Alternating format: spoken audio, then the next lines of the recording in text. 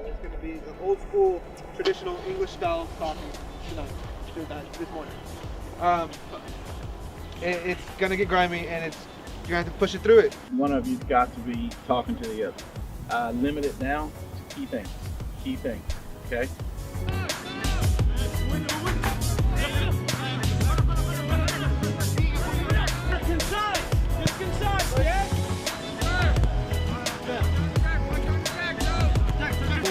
And then the shooting forward starts to do this.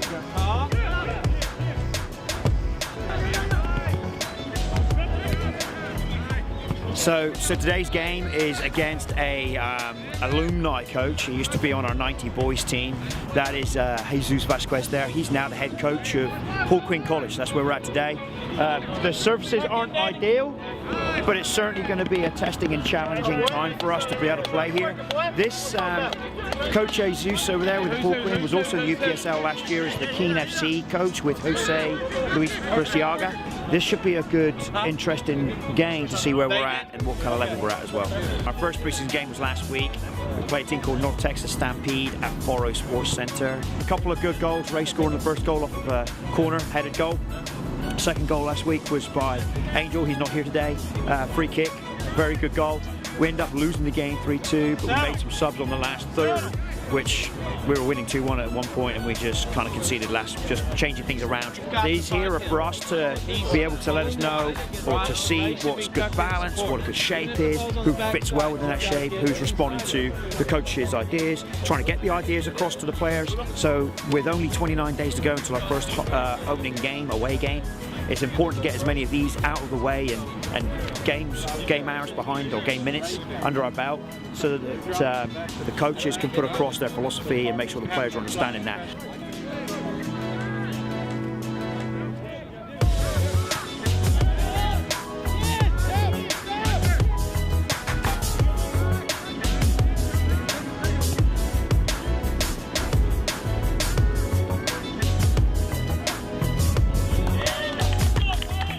Brian just scored a goal on the end of an Arturo penetrating pass from the midfield.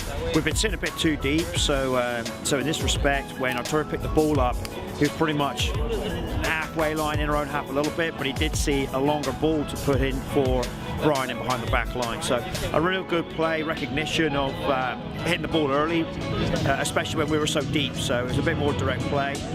Exactly what we're after, but we still want some balls in the back of the net. So good, it's good. Let's see what we can build from this.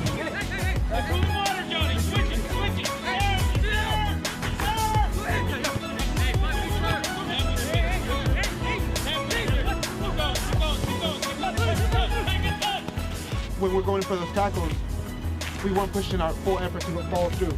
That guy took that touch and then just put the ball in behind you, pulled you out, had to pull us in the back too. We've got to get our shape understood.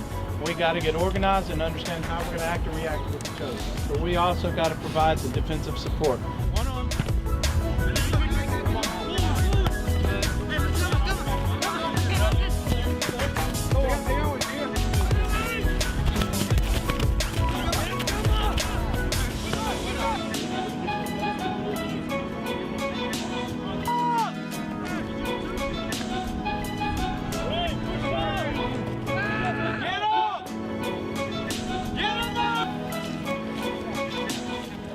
At this point, we got kind of accustomed to swimming in the mud.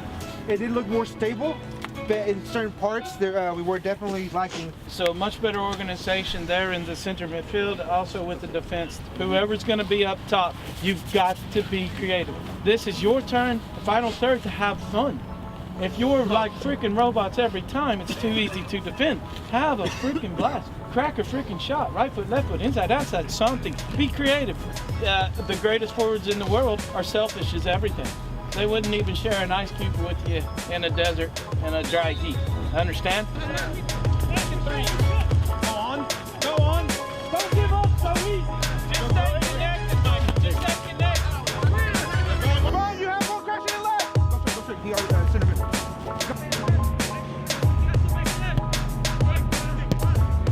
One on your right shoulder. They had to prove themselves a little bit harder on a really bad field. Normally, if you're a passer, these kind of fields are horrible for you because you cannot do a ground pass. It's gonna get stuck somewhere. Imagine walking on ice and not trying to play soccer.